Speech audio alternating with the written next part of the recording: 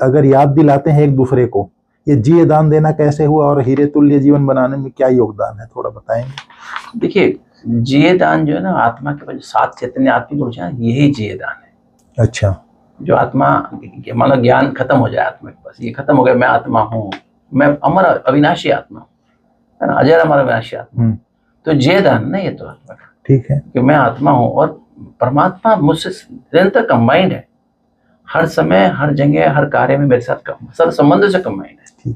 ये जो है, ये क्या है, हम एक दूसरे को याद दिला रहे हैं ना, और ये मेरे लिए जिये दान है कि बाबा ऑलमाइटी अथॉरिटी, सर्वशक्तिमान बाप सदा मेरे साथ है, हर समय, हर जगह, हर कार्य में, हर समय मेरे साथ है, और एक संबंध से नहीं, हर संबंध से मेरे साथ है। तो ये बहुत बड़ी बात है ना, जिये दान ना, और एक दूसरे को याद दिला देना बहुत बड़ा। और अभी तक जो कुछ हुआ, जो कुछ भी हुआ अभी तक, तन में, मन में, धन में, संबंध, संपर्क, कुछ भी ऊपर नीचे हुआ, कोई मर गया, कोई पैदा हुआ, कोई किसी का बर्थडे मना, किसी कुछ हुआ, व्हाटएवर, शरीर में बीमारियां आ गई, कुछ भी हुआ, वो मेरे अपने कर्मों का हुआ है या हो रहा है, वो मेरे अपने किए हुए कर्मों का फल है। इसलिए उसको फुल स्टॉप लगाना ही है जी, ये ड्रामा को फुल स्टॉप लगाना ही है। फुल स्टॉप लगा के अपने सत्य में स्थिति में टिक के परम सत्य परमात्मा से कंबाइंड होके अपनी बैटरी को चार्ज कर देना जी। तो आत्मा के 7 चैतन्य आत्मिक ऊर्जा है, ज्ञान आ गया, पवित्रता आ गई, शांति आ गई, सच्चा प्रेम आ गया, अत्यंत सुख आनंद आ गया, 8 शक्तियां आ गई जी। आत्मा इसी से शरीर को चलाती है जी। 7 चैतन्य आत्मिक ऊर्जाओं से 8 अंग चलते हैं, तो 8 अंग हमारा हार्ट कैसे काम कर रहा है? 7 चैतन्य आत्मिक ऊर्जा आ रही तो हार्ट काम कर रहा है जी। अगर हार्ट बंद हो जाए तो मर गया ना आदमी। तो जीवदान, तो आत्मा को, हार्ट को चलाने वाला कौन? ब्रेन के सौर और न्यूरॉन्स को चलाने वाला कौन? आंखों से देखने वाला कौन? आत्मा। ये 7 चैतन्य आत्मिक ऊर्जाएं हैं तो हम देख पा रहे हैं। एनर्जी कम होगी दिखाई नहीं देगा। कान सुनने वाला कौन? ये 7 गुण।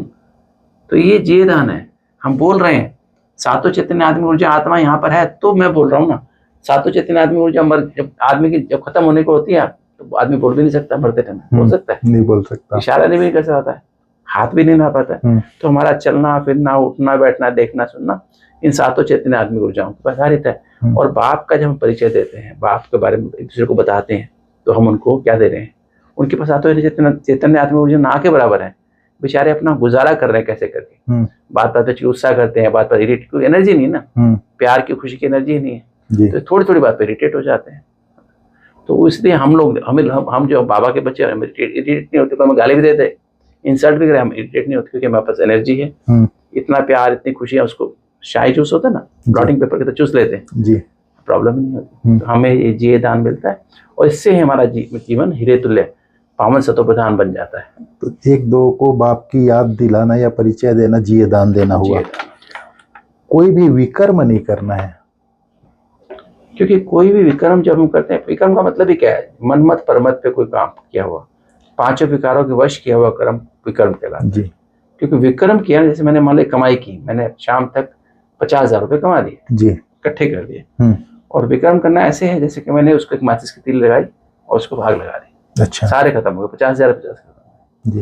मैंने कितना भी बाबा को याद किया हो, कितना मैंने एक बार क्रोध कर दिया, सारा भस्म हो गया। अच्छा, की कमाई सारी खत्म हो गई।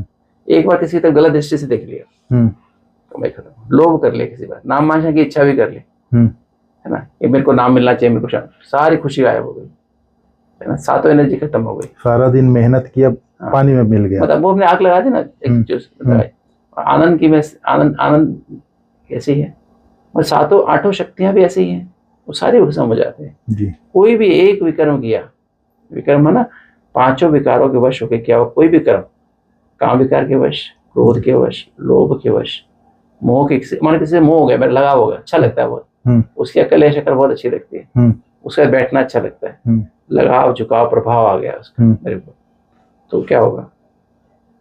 बेकार हो जाएगा जी। ऐसे अहंकार आ गया, मतलब अपनी विशेषता का अहंकार आ गया, कोई हमें, मेरी कोई विशेषता है, कोई भी प्रोफेशन है, कोई भी विशेषता है, अहंकार आ गया, खत्म हो गया जी, सारी की कमाई चट। इसलिए क्या करना है? इन सब चीजों से कोई भी कर्म ना हो, कोई भी कर्म ना हो। इसलिए कहते हैं ना, सी नो इविल, हाँ जी, hear no evil, talk no evil, eat no evil, है ना, think no evil, do no evil. Do no evil में आ गया, eat no evil, speak no evil, मतलब सारा आ गया ना, बताओ कुछ भी, मतलब कुछ भी इविल कुछ करना ही नहीं है। जो किया तो फिर क्या होगा, विक्रम हो जाएगा, विक्रम हो जाएगा, क्योंकि जो अंदर जा रहा है ना वो फीड हो गया, बाहर निकलेगा विक्रम के रूप में। इसलिए ना देखो, ना सुनो, ना बोलो, ना सोचो, ना करो। जी, बाबा भले 2 शब्द में बोल देता है, लेकिन उसका विस्तार कितना ज्यादा है। फालतू बात करने वालों के संग से अपनी संभाल करनी है, झरमुई झुगमुई नहीं करना है। झरमुई झुगमुई तो बहुत बड़ा विकार है, इधर की बातें उधर करना, उधर की बातें इधर करना, एक दूसरे को लड़ाना, ये तो बहुत ही बड़ा विकार लगता है। फालतू बातें तो बेसिकली होती ही व्यर्थ हैं जी। एक तो नेगेटिव विचार, नेगेटिव बातें भी बहुत ज्यादा होती हैं जी। फालतू बातों का भी विस्तार, मतलब व्यर्थ बातों का विस्तार बहुत ज्यादा होता है। तो हमें ध्यान रखना कि हम अगर हमने इनमें गए ना, तो सारी हमारी एनर्जी, जैसे होता है गिल्ली लकड़ी होती है ना, उसको आग लगाओ तो क्या होता है, वो जलती भी नहीं है, तो काली हो जाती है, बेकार धुआं भी देती है, आंखें भी खराब करती है, और फर्नीचर बन नहीं सकता, किसी काम की नहीं। तो जो फालतू बातें सुनता है, करता है, तो या बोलता है, तो व्यक्ति ऐसा ही जैसे कि गिल्ली लकड़ी जल रही है, तो खुद को भी तंग करे, दूसरों को भी तंग करे, धुआं दे के आंख, किसी काम की नहीं, किसी काम का लाइफ रहती नहीं है जी। तो हमें कभी भी फालतू बातों में अपना टाइम वेस्ट नहीं करना चाहिए, क्योंकि हमें तो हमारा एक वर्ष एक वर्ष के समान है। अगर बाबा की याद में हम अपना टाइम निकालते हैं तो हमारा एक वर्ष के बराबर है, और प्लस हमारा हर कदम में पद्मों की कमाई। कदम का मतलब ये नहीं कि हमारा कोई पैर के कदम की बात नहीं है, देखना भी कदम है, राइट, पढ़ना भी कदम है, सुनना भी कदम है, सांस लेना भी कदम है। मैं सांस ले रहा हूँ ना 1 मिनट 14 बार जी, तो 14 कदम हो गए मेरे, 14 बार सांस लिया ना जी, तो वो भी कदम है। बोलना भी कदम है, खाना भी कदम है, पीना भी, पानी पीना भी कदम है ना जी। हर श्वास में मुझे क्या करना चाहिए, हर श्वास में मुझे बाबा की याद में लेके करना, उसमें मेरी पद्मों की कमाई है। तो ये ध्यान रखना चाहिए, कभी भी फालतू बातों में 1 सेकंड भी अपना वेस्ट नहीं करना चाहिए, फालतू बातों में, किसी चिंतन, किसी और चिंतन। ये जो धोतीबाज होते हैं, इधर की बातें उधर करते हैं, ये तो बहुत ही बड़ा पाप है। झरमुई झुगमुई का मतलब ये है, झरमुई झुगमुई का मतलब ये है कि हमें या तो हमें इधर उधर की बातें करना है, या झगड़े की बातें। झंगुई जो है झगड़ा कहते हैं। नहीं, कई लोग ऐसे होते हैं ना, यहाँ पर किसी की बात सुनी, उसको जाके बोल दी, उसकी बात जाके उसको बोल दी, तो लोगों में आपसी मनमुटाव पैदा कर देते हैं। ये बहुत बड़ा पाप है, ये बहुत बड़ा पाप। सारा हमारा जो कहते हैं हमारा जो संस्कार मिलन होता है खत्म हो जाता है। हाँ, 5वीं पॉइंट है, किसी भी देहधारी में बुद्धि की आसक्ति नहीं रखनी है, देहधारी में लटकना नहीं है। अगर हीरे तुल्य जीवन बनाना है तो किसी भी देहधारी में बुद्धि की आसक्ति नहीं रखनी है, देहधारी में लटकना नहीं है, क्योंकि सारी बात तो है ना आत्मा की बात है ना जी। क्योंकि आत्मा का पिता परमात्मा है, देह का पिता परमात्मा नहीं है। डॉक्टर का पिता या कोई भी हमारी प्रोफेशन है, मेल फीमेल का पिता परमात्मा नहीं है जी। तो मैं चलते फिरते अपने आत्मा समझ के परमात्मा को तभी याद कर सकते हैं। थोड़ी किसी देहधारी में बुद्धि चली गई तो क्या होगा, हमारे अंदर ऑटोमेटिक वही संकल्प आते जाएंगे, वही आता है। लटक गए मतलब बुद्धि में लटक गए, वरना हम लोग सारा टाइम हमारा विस्तार में, ड्रामा में ऐसे फंस जाएंगे, ड्रामा के जंजाल में ऐसे निकल नहीं पाएंगे। वो हमें इसलिए ध्यान रखना है, चलते फिरते उठते बैठते हर समय बाबा की जितने याद में रहेंगे ना जी, उतना आत्मिक स्थिति बनेगी। और आत्मिक स्थिति बनेगी तो हमें सबके सब जितने भी हमारे साथी हैं घर में या बाहर, उनमें हमें आत्मिक भान दिखाई देगा, या उनमें रूहानियत दिखाई देगी। हम रूहानी भाव से उनको देखेंगे जी, या फरिश्ते के भाव से देखेंगे। नहीं तो हम अगर परमात्मा की याद नहीं है, खाली अपने को आत्मा समझने से नहीं चलेगा। मैं आत्मा हूँ, चलते फिरते उठते बैठते मैं आत्मा हूँ, मैं आत्मा हूँ, लिखते रहे 1000 बार लिख दें तो भी वो करंट नहीं आएगी। जितना हम परमात्मा की याद में रहेंगे, सर्व संबंधों के महीन सार वाली याद बाबा से, बाबा ही मेरा संसार है, तो उतना हमें अंदर आत्मिक स्थिति अपने आप रहेगी। और आत्मिक स्थिति रहेगी तो ऑटोमेटिक हम जो देह के मान में नहीं आएंगे जी, किसी में फंसेंगे नहीं, किसी देहधारी में फंसेंगे नहीं, है ना। क्योंकि पता है सब देह विनाशी है, आज कैसी है कल कैसी होगी।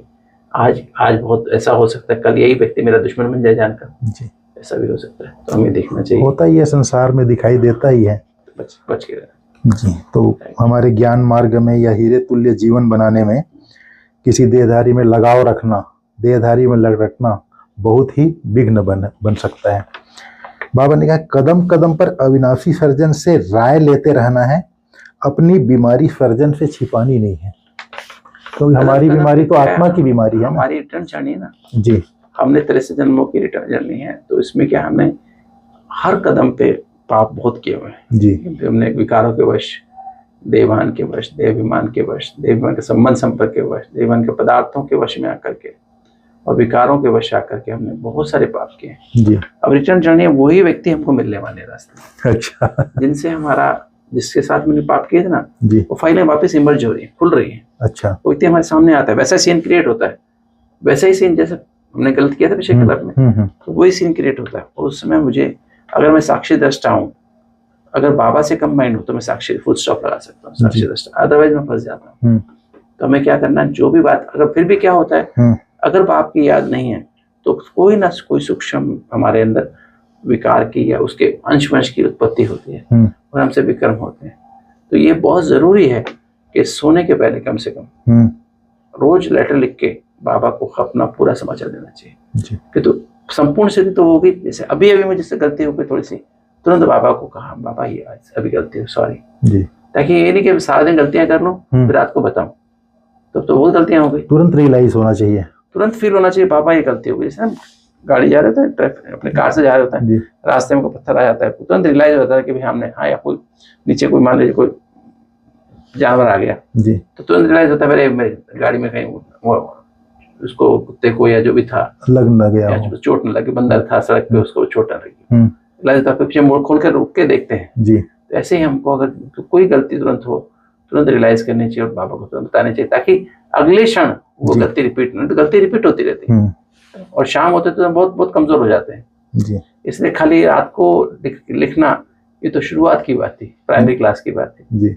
अभी बड़ी क्लास है तो हमें हर सेकंड हमारी चेकिंग होनी चाहिए, चेकिंग और चेंज हर समय होना चाहिए। इसीलिए बाबा बोला है ना, कदम कदम पर सर्जन से राय लेते रहना। कदम कदम हर समय अंतर, इसके लिए इसका बहुत अच्छा तरीका है, अंतर्मुखी रहो निरंतर, अपने अंदर में जो मैं आत्मा हूँ, परमात्मा से कंबाइंड होके सर्व संबंधों के महिंसार वाली याद, बाबा ही मेरा संसार है समझ करके, तब हम सोचें, तब हम निर्णय करें, तब हम देखें, तब हम पढ़ें, तब हम सांस लें, तब हम बोलें, तब हम खाएं, कुछ भी करें जी, हाथों पैरों से कुछ कर्म करें, कुछ भी करें, बाबा से कंबाइंड होकर करें, तो ऑटोमेटिक हमारी क्या होगा, हर कदम पे बाबा से साथ रहेगा तो राय देते रहेंगे, हमारा जीवन ऑटोमेटिक हीरे तुल्य नहीं होता तो हम राय कैसे लेंगे, हीरे तुल्य बन जाएगा। ठीक है।